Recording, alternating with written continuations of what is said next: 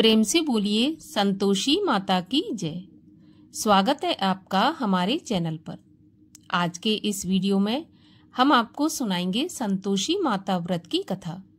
संतोषी माता का व्रत शुक्रवार के दिन किया जाने वाला सबसे उत्तम व्रत है, जो हमें हमारे जीवन में सुख समृद्धि एवं सौभाग्य प्रदान करता है।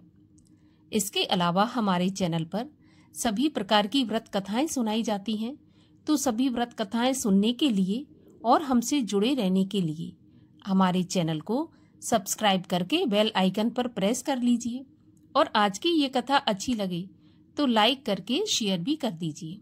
तो चलिए अब सुनते हैं संतोषी माता व्रत की कथा। एक बुढ़िया थी और उसके 7 पुत्र थे।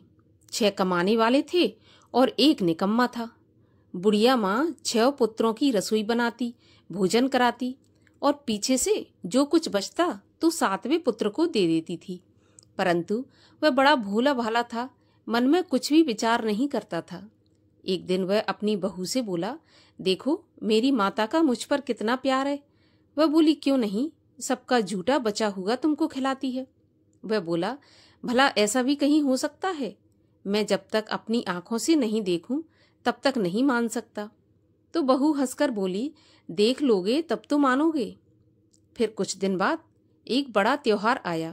घर में 7 प्रकार के भोजन और चूरमा के लड्डू बने।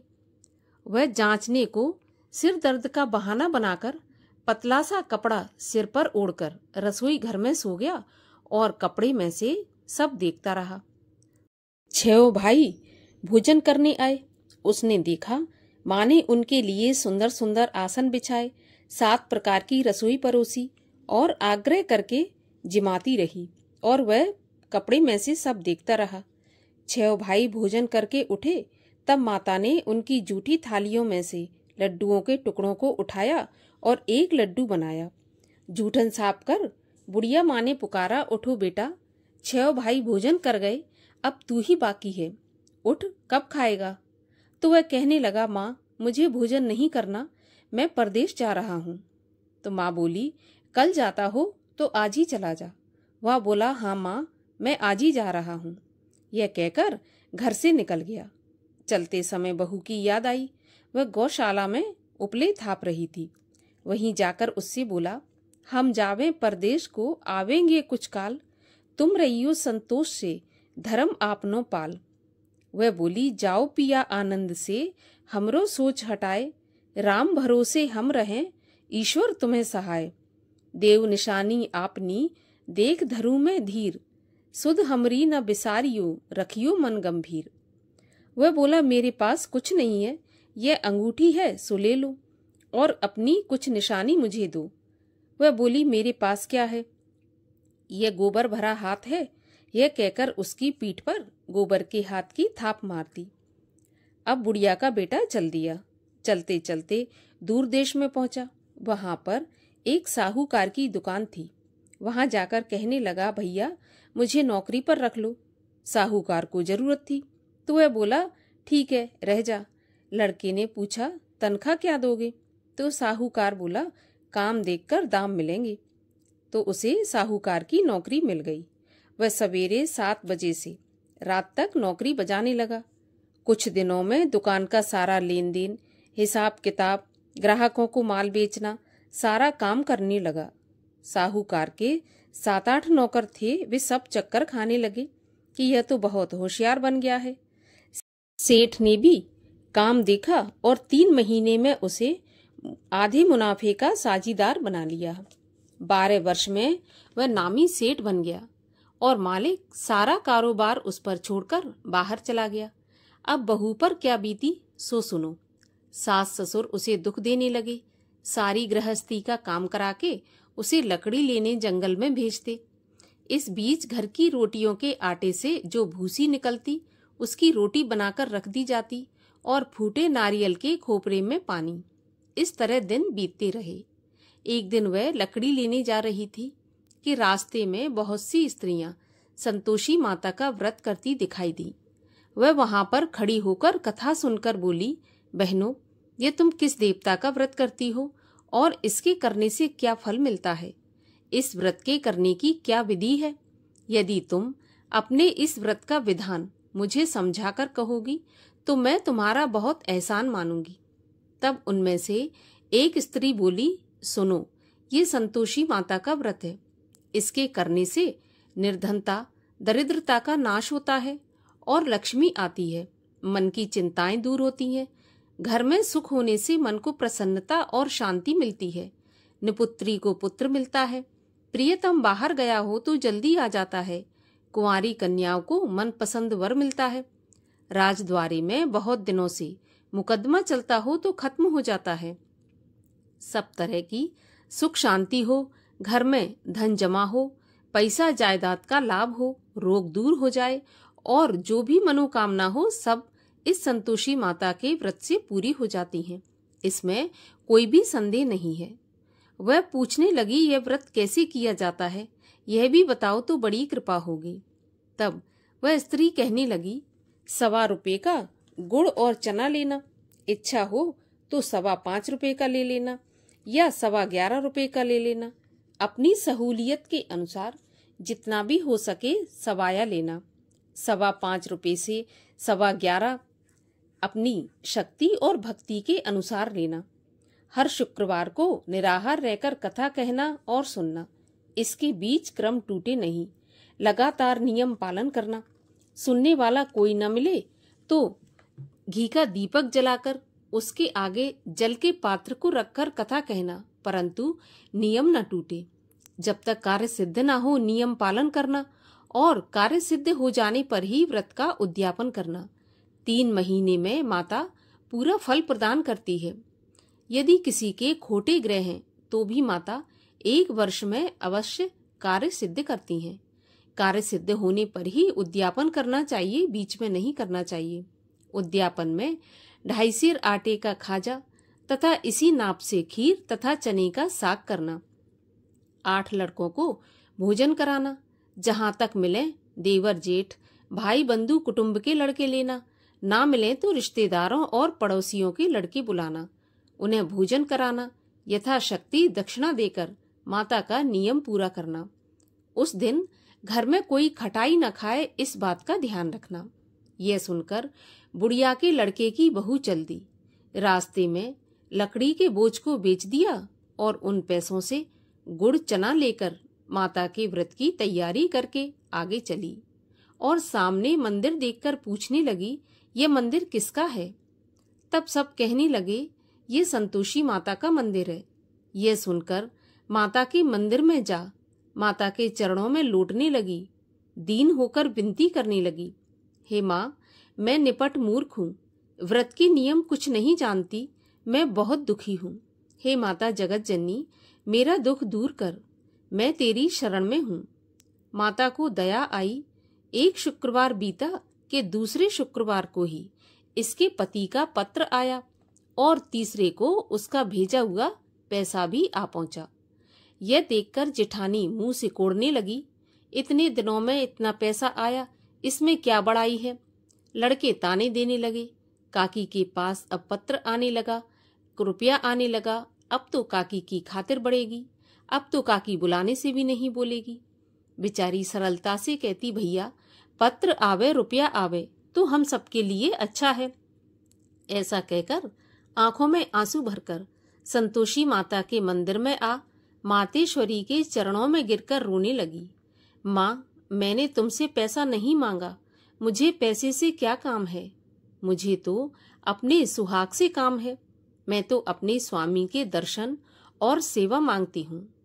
तब माता ने प्रसन्न होकर कहा, जा बेटी, तेरा स्वामी आएगा। यह सुन खुशी से बावली हो घर में जाकर काम करने लगी।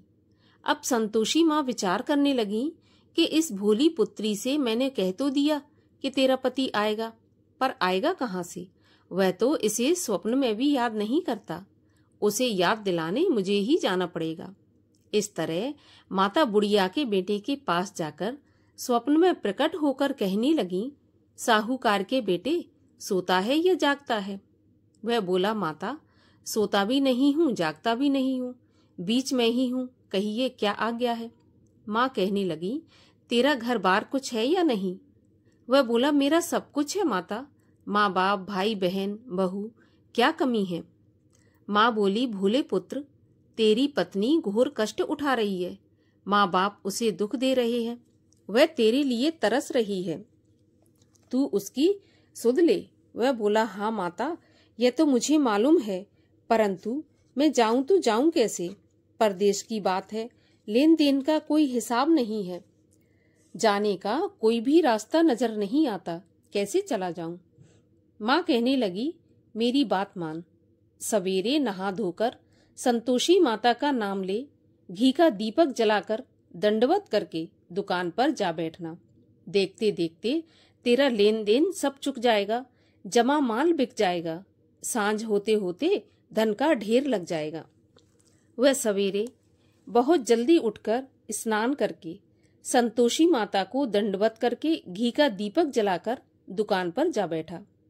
थोड़ी देर में वह क्या देखता है, देने वाले रुपया लाए, लेने वाले हिसाब लेने लगे, कोठे में भरे सामानों के खरीददार नगद दाम में सौदा करने लगे। शाम तक धन का ढेर लग गया। माता का चमत्कार देखकर उसका मन प्रसन्न हो गया और माता का मन में नाम ले घर ले जाने के वास्ते गहना कपड़ा खरीदने लगा और वहां के काम से निपटकर घर को रवाना हुआ। वहां बहू बेचारी जंगल में लकड़ी लेने जाती, लौटते वक्त माँ के मंदिर पर विश्राम करती। वह तो उसका रोज रुकने का स्थान था। दूर से धूल उड़ती देख वह माता से पूछती है, हे माता, ये धूल कैसी उड़ रही है? तब माँ कहती है, पुत्री, तेरा पति आ रहा है, अब तू ऐसा कर, लकड़ियों के 3 बोझ बना ले, एक नदी के किनारे रख, दूसरा मेरे मंदिर पर और तीसरा अपने सिर पर रख ले।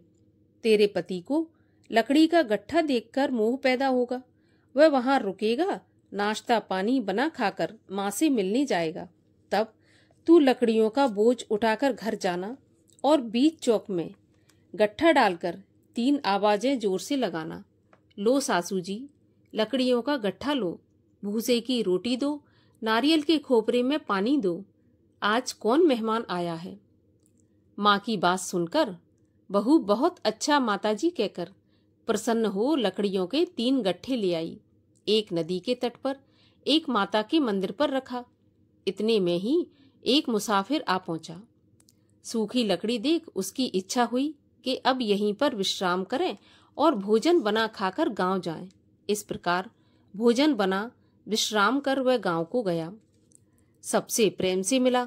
उसी समय बहू सिर पर लकड़ी का गट्ठा लिए आती है। लकड़ी का भारी बोझ आंगन में डालकर जोर से 3 आवाजें देती है, लो सासू जी, लकड़ी का गट्ठा लो, भूसे की रोटी दो, नारियल के खोपरे में पानी दो, आज कौन मेहमान आया है? यह सुनकर सास बाहर आकर अपने दिए हुए कष्टों को भुलाते हुए कहती है, बहू, ऐसा क्यों कहती हो? तेरा पति ही तो आया है। आ बैठ, मीठा भात खा, भोजन कर, कपड़े गहने पहन। इतने में आवाज सुनकर उसका स्वामी बाहर आता है और अंगूठी देखकर व्याकुल होकर माँ से पूछता है, माँ, यह कौन है? माँ कहती है, बेटा, यह तेरी बहू है। आज 12 वर्ष हो गए जब से तू गया है, तब से सारे गांव में जानवर की तरह भटकती फिरती है। कामकाज घर का कुछ करती नहीं, 4 समय आकर खा जाती है और अब तुझे देखकर भूसे की रोटी और नारियल के खोपरे में पानी मांग रही है। वह लज्जित होकर बोला, ठीक है माँ, मैंने इसे भी देखा है और तुम्हें भी देखा है। अब मुझे दूसरे घर की चाबी दो तो मैं उसमें जाकर रहूंगा। तो माँ बोली, ठीक है बेटा, जैसी तेरी मर्जी। ऐसा कहकर माँ ने चाबी का गुच्छा पटक दिया। उसने चाबी लेकर दूसरे कमरे में, जो कि तीसरी मंजिल के ऊपर था, उसको खोलकर सारा सामान जमाया। एक दिन में ही वहां राजा के महल जैसा ठाट बाट बन गया। अब क्या था, वे दोनों पति पत्नी सुखपूर्वक रहने लगे। इतने में अगला शुक्रवार आया तो बहू ने अपने पति से कहा, मुझे माता का उद्यापन करना है। पति बोला, बहुत अच्छा, खुशी से करो। वह तुरंत ही उद्यापन की तैयारी करने लगी। जेठ के लड़कों को भोजन के लिए कहने गई। उसने मंजूर किया, परंतु पीछे जिठानी अपने बच्चों को सिखाती है, देखो भोजन के समय सब लोग खटाई मांगना, जिससे उसका उद्यापन पूरा न हो। लड़के जीमने आए, खीर तो पेट भर कर खाई, परंतु याद आते ही कहने लगे, हमें कुछ खटाई खाने को दो, खीर खाना हमें नहीं भाता, देखकर अरुचि होती है। बहू कहने लगी, खटाई किसी को नहीं दी जाएगी, यह तो संतोषी माता का प्रसाद है। लड़के तुरंत उठकर खड़े हुए, बोले पैसे लाओ। तो भोली बहू कुछ जानती नहीं थी, उन्हें पैसे दे दिए। लड़के उसी समय जाकर के इमली लेकर खाने लगे। यह देखकर बहू पर माताजी ने क्रोध किया। राजा के दूत उसके पति को पकड़कर ले गए। जेठ जेठानी मनमाने खोटे वचन कहने लगे, लूट लूट कर धन इकट्ठा करके लाया था, सो राजा के दूत पकड़कर ले गए। अब सब मालूम पड़ जाएगा जब जेल की हवा खाएगा। बहू से ऐसे वचन सहन नहीं हुए। रोती रोती माता के मंदिर में गई और बोली, माता तुमने ये क्या किया? हंसाकर अब क्यों रुलाने लगी? माता बोली, पुत्री तूने उद्यापन करके मेरा व्रत भंग किया है, इतनी जल्दी सभी बातें भुला दी। वह कहने लगी, माता भूली तो नहीं हूँ, ना ही कुछ अपराध किया है, मुझे तो लड़कों ने भूल में डाल दिया, मैंने भूल से उन्हें पैसे दे दिए, मुझे क्षमा कर दो माँ। माँ बोली, ऐसी भी कहीं भूल होती है? वह बोली, माँ मुझे माफ कर दो, मैं फिर से तुम्हारा उद्यापन करूंगी। तो माँ बोली, अब भूल मत करना। वह बोली, माता अब भूल नहीं होगी, अब बताओ मेरे पति कैसे आएंगे? तो माँ बोली, जा पुत्री, तेरा पति तुझे रास्ते में ही आता मिलेगा। वह घर को चली। रास्ते में पति आता मिला तो उसने पूछा कि तुम कहाँ गए थे? वह कहने लगा, इतना धन जो कमाया है उसका टैक्स राजा ने मांगा था, वही भरने गया था।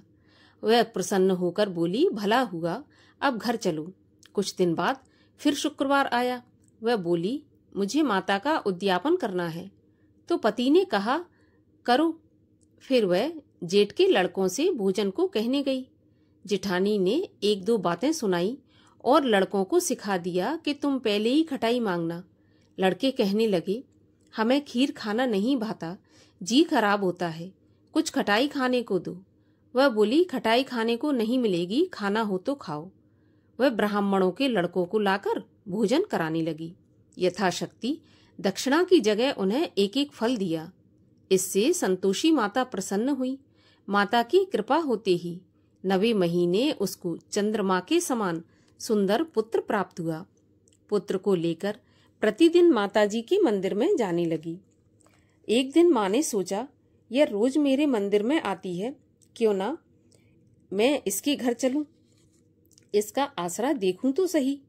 यह विचार कर माता भयानक रूप बनाकर, गुड़ और चने से सना मुख, ऊपर से सूंड के समान होंठ, उस पर मक्खियां भिनभिना रही थीं। दहलीज में पांव रखते ही उसकी सास चिल्लाई, देखो कोई चुड़ैल आ रही है, लड़कों इसे भगाओ, नहीं तो यह किसी को खा जाएगी।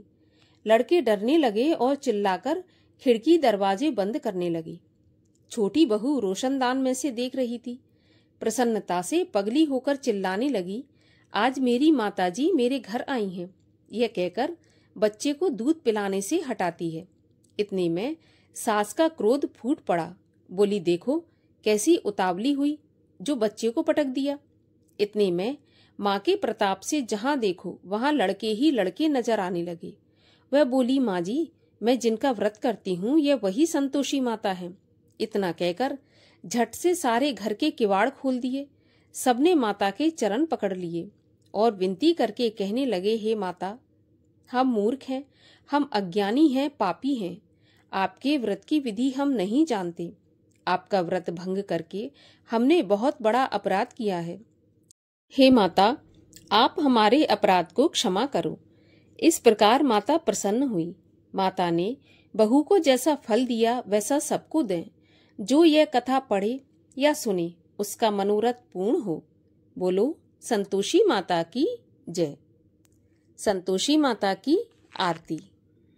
जय संतोषी माता मैया, जय संतोषी माता, अपने सेवक जन की सुख संपत्ति दाता, ओम जय संतोषी माता, सुंदर चीर सुनहरी, माँ धारण कीनो, हीरा पन्ना दम के, तन श्रृंगार लीनो। जय संतोषी माता, गेरू लाल छटा छवि, बदन कमल सोहे, मंद हसत करुणामयी, त्रिभुवन मन मोहे। जय संतोषी माता, स्वर्ण सिंहासन बैठी, चवर ढुरे प्यारे, धूप दीप मधुमेवा, भोग धरे न्यारे। जय संतोषी माता, गुड़ और चना परम प्रिय, ताम संतोष कियो, संतोषी कहलाई, भक्तन वैभव दियो। जय संतोषी माता, शुक्रवार प्रिय मानत, आज दिवस सोही, भक्त मंडली आई, कथा सुनत मोही। जय संतोषी माता, मंदिर जगमग ज्योति, मंगल ध्वनि छाई, विनय करें हम बालक, चरणन सिर नाई। जय संतोषी माता, भक्ति भाव में पूजा, अंगीकृत कीजय, जो मन बसे हमारे, इच्छित फल दीजय। ओम जय संतोषी माता, दुखी दरिद्री रोगी, संकट मुक्त किए, बहुधन धान्य भरे घर, सुख सौभाग्य दिए। जय संतोषी माता, ध्यान धरे जो तेरो, मन वांछित फल पायो, पूजा कथा श्रवण कर, घर आनंद आयो। जय संतोषी माता, शरण गहे की लज्जा, रखियो जगदम्बे, संकट तुम ही निवारो, दयामयी अम्बे। जय संतोषी माता, संतोषी माँ की आरती, जो कोई जन गावे, रिद्धि सिद्धि सुख संपत्ति, जी भर के पावे। जय संतोषी माता, बोलिए संतोषी माता की जय।